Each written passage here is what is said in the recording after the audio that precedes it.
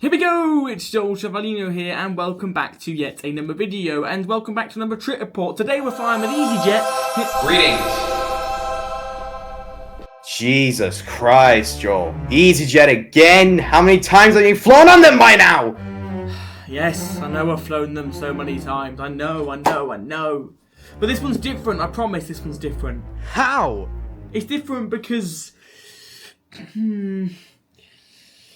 It's an A319. Done that. Oh, the airport's beautiful that we land into. It's a beautiful approach. Done that. It's a ski season flight. Done that. Yeah. It's not out of Gatwick. Done that. It's into Geneva. I don't think I've done that before. Is that good enough for you? It's into Geneva.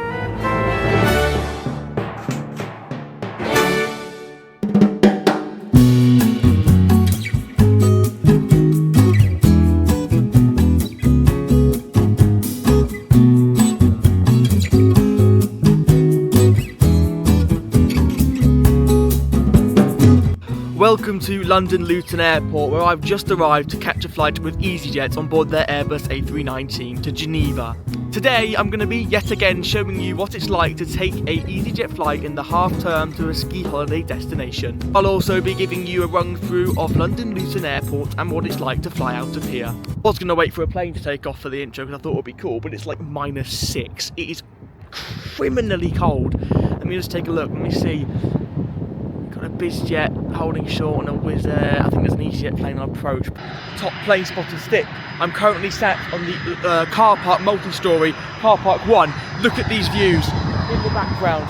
An EasyJet Airbus A319 or 20, I can't actually tell, landing into Luton. Look at that. And a EasyJet taxiing along the other side. This might be out of focus. And now I'm actually looking at the plane, I can see that is a 319. Anyway, let's get into the warm and get on with today's flight.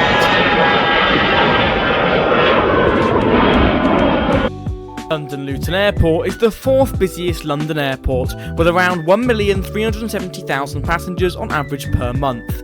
It is located in Luton, Bedfordshire, around 35 miles north of central London and reachable by train from St Pancras Station. It is served by several airlines, but with the most notable being Wizz Air, Ryanair and today's airline EasyJet. In fact, it's actually home to this orange building, which is the HQ of EasyJet, as you can probably tell. There is only one terminal building here at Luton, which was renovated between 2016 and 2020 in a £160 million redevelopment project, which includes a new, larger terminal layout with better security and check-in areas, an improved retail and dining experience, and an increased capacity to handle up to 18 million passengers per year. This is quite an unpopular opinion, it seems, but I actually don't mind Luton Airport. I think it's really pleasant. I think it still carries around the reputation it had before it was renovated, when I never visited it, but from what I've heard, it actually is a horrible airport. If you ask any English person or Londoner to rank the London airports, I imagine they're going to put Luton last, but I personally think Stansted's the worst, to be honest.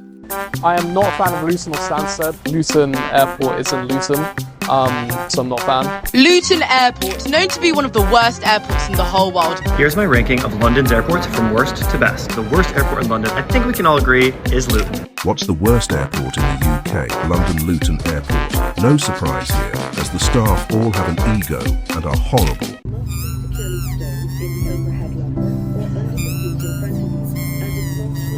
Oh my god, if I remember Luton wrong, it's actually a hellhole that is the worst airport in the UK. Have all the staff got egos and are they really horrible? And are there abandoned flights here left to rot after coming in from flipping Alicante? No, it looks alright, to be honest. I thought I was going to die on entry. Despite what they may have said in those TikTok and Daily Motion clips, it's actually a pleasant terminal experience. It's easy to find everything and the terminal is really clean, with plenty of food and drink options before you even go through security. Check-in done, very easy, actually manual, which I didn't expect. Over there you've also got Wizz Air and TUI desks, and they're all really quiet, which is surprising because it is the first Saturday of half term, but it doesn't didn't seem to be too busy. Security followed the not too busy theme, and before we knew it, we were straight through and through to the duty-free zone, which is exactly how you'd expect it in a UK airport. The world duty-free sort of layout with everything you would need. Duty-free, duty-free, duty-free. How many scents can you smell on your body when you leave? I'm a professional rapper now. Oh. Happy for me? Yeah. Oh, that's nice. Tell you what, as I'm in duty free, I'm going to talk about security. They have that new system where you don't have to take anything out of your bag, which sounds really good. You leave all your stuff in, it goes through a smart scanner, yada yada yada. But the problem is, they then can't tell what's what. And someone said it was using AI, so then they just have to put these bags to a manual check if they're slightly suspicious, which means you have so many bags in this queue line. My bag got stopped because my laptop looked dodgy for some reason, and there was about 10 bags in front of me, so it added about 10 minutes to our day, which is not a big deal, but you know, it's not, this new system isn't as practical as it sounds. Despite that slightly frustrating experience, I can report that the staff were not horrible and didn't have massive egos. Anyway, once through duty free, you'll get through to the rest of the shop. There's a great selection here, which you can see all over your screen, of cafes, restaurants and shops. I sat and got some lunch at one of the restaurants that I've forgotten which one it was, but I do know that I had smoked salmon on toast, which is bloody lovely, so thumbs up for Luton's food. And then it was time to head to the gate for today's flight. Really not the best looking airport at all. I mean, this whole corridor looks like something out of one of my schools I went to. I only went to one secondary school, I didn't get kicked out. What the bloody hell? Dog. Oh, I thought the dog was on the motorbike. I think we've entered the last remains of old Luton. Look at this place. God knows. Look at these brown floors and stuff. Obviously it's changed, the signs have been improved and stuff, but gate 4, that's us over there. Once we found our gate, which was in this pretty run-down place of the airport, it was actually a very simple boarding process, which obviously involved queuing and then walking out to the aircraft, where the boarding system was separated with 2 staircases leading up to the aircraft based on where your seat was on the aircraft, of course. I love boarding aircraft from the outside, I think it's absolutely fabulous. Today's aircraft is Golf Echo Zulu Delta Kilo, a 16.8-year-old Airbus A319, originally delivered brand new to EasyJet all the way back in June 2008.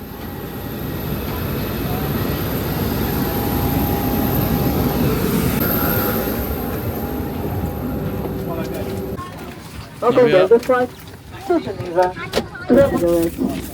Security It's tight, isn't it? to help you. Once again, thank you. Jesus. On board this EasyJet Airbus A319, and what a hump of shit.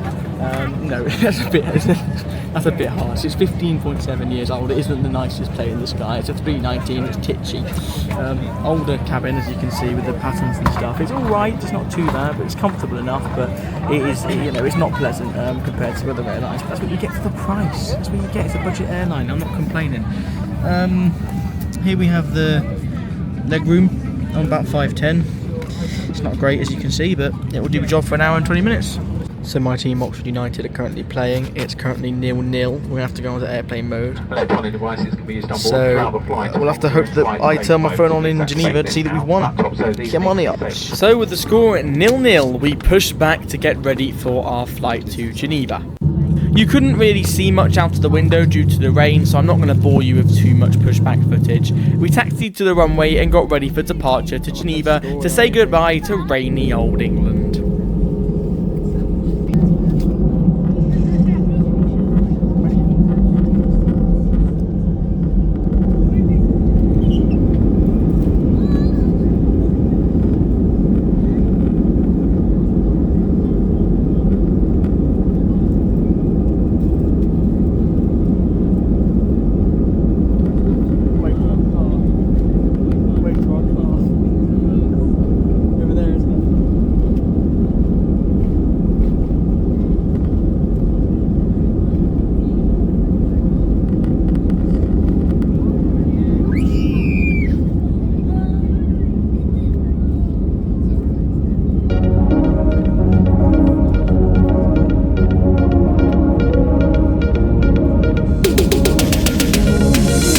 started out of Luton and started our climb to escape this low cloud and get into the beautiful sky. This seems like the perfect opportunity in the video to ask that if you are enjoying the video, could you please smash down the like button and subscribe. I'm working really hard to provide lots of content over 2025, and I also have over 450 videos stacking back all the way to 2019, including videos like these and many more.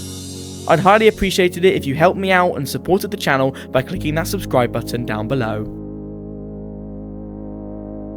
But now, back to our current flight. We continued our climb through the clouds until eventually we got above them and saw the beautiful blue sky. Now it's time to take a look around the cabin, which is the older one on EasyJet's aircraft with these fabric seats. They're definitely not the most comfortable, but they aren't really that bad. They have a tray table here which can be opened and is actually quite big for an Airbus aircraft. Inside the seat pocket you're going to find a safety card, as you would expect. You're also going to find an in-flight magazine which also contains the menu for EasyJet's onboard service.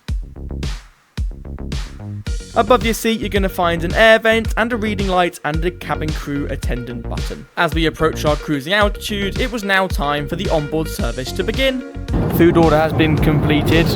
Maya's got some olives and a toastie on the way. Luke's got some Pringles and a drink. And if you remember from the last EasyJet review, if you watched it, this is the greatest drink ever. And EasyJet do indeed stock it. Apple cider. Ready for this? Okay, let's turn it round. And let me show you. This is a remake. EasyJet playing last in October. EasyJet playing in February.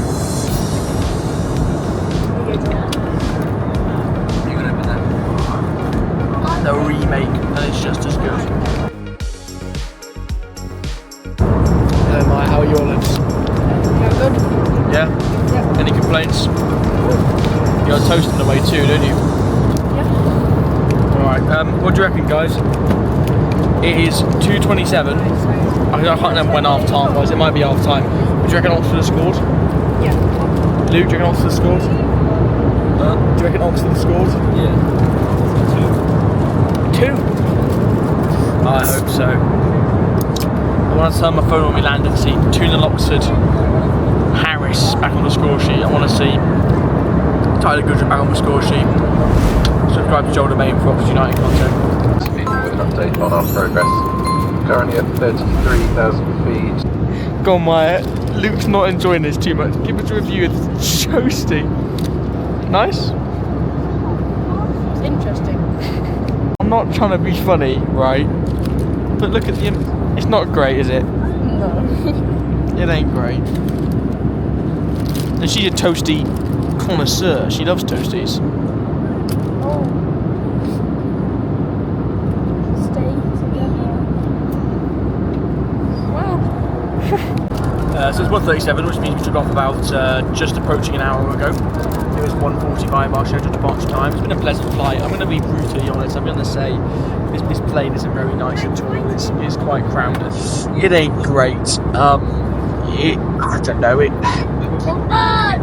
It's an old plane. It's what, 15.7 years old, something like that. It ain't too good. But anyway, we're on our way. I can't figure out where we wanted. The pilot was doing a briefing, but I didn't think. I want to say we're getting close to descending because I did hear a spool down. I don't know why it doesn't let me do that. We're getting nearer to those clouds. So I think we might be descending. Let's see, shall we? I was in fact right, and we started descent into Geneva, and I have flown into Geneva before, and it was kind of in that weird year last year where I didn't make many videos, and I do regret that, by the way, so cheeky promo again. You know what I'm going to say, like and subscribe, because this year there's going to be many more videos. Anyway, the approach into Geneva is absolutely beautiful, starting right up from the initial descent. I will talk a bit throughout it, but I'm also just going to play lots of clips of the descent to show you how incredible it is to fly into Geneva, and pretty much any airport near the Alps is like this as well.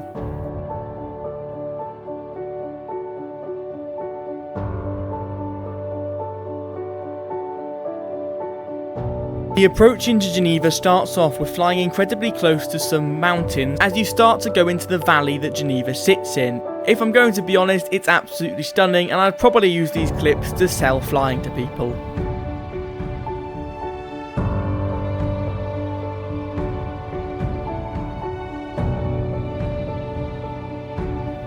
just look at that.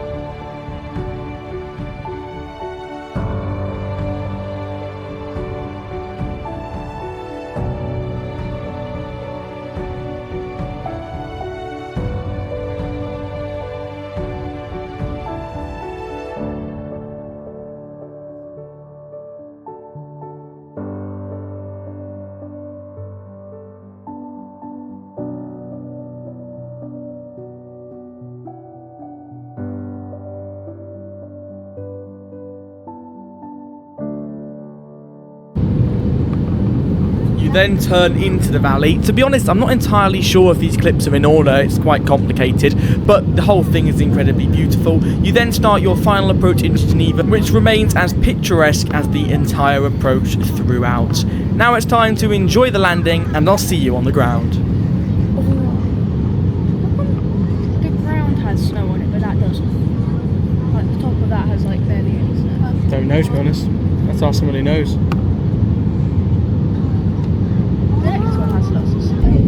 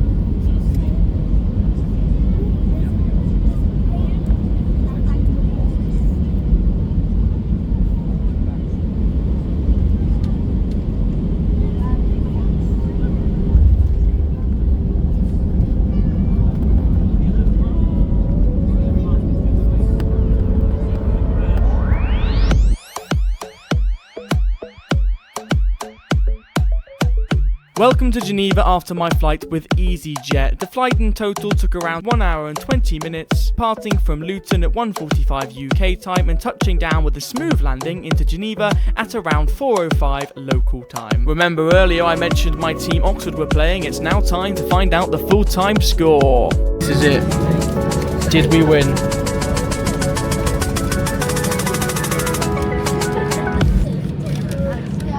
Oh my god.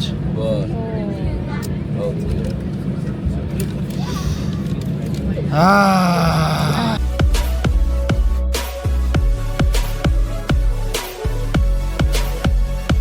Anyway, welcome to Geneva. Right, we're off the plane. There we are. Didn't get a deboarding stuff, but we are off. Good flight. Recap later.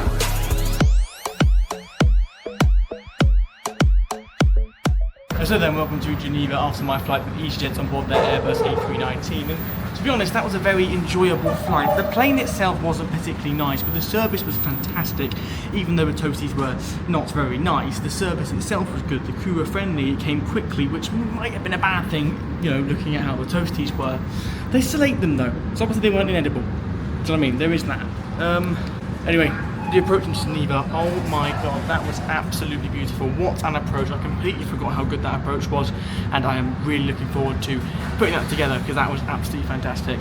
Anyway, that's it for here in Geneva. Back to the studio.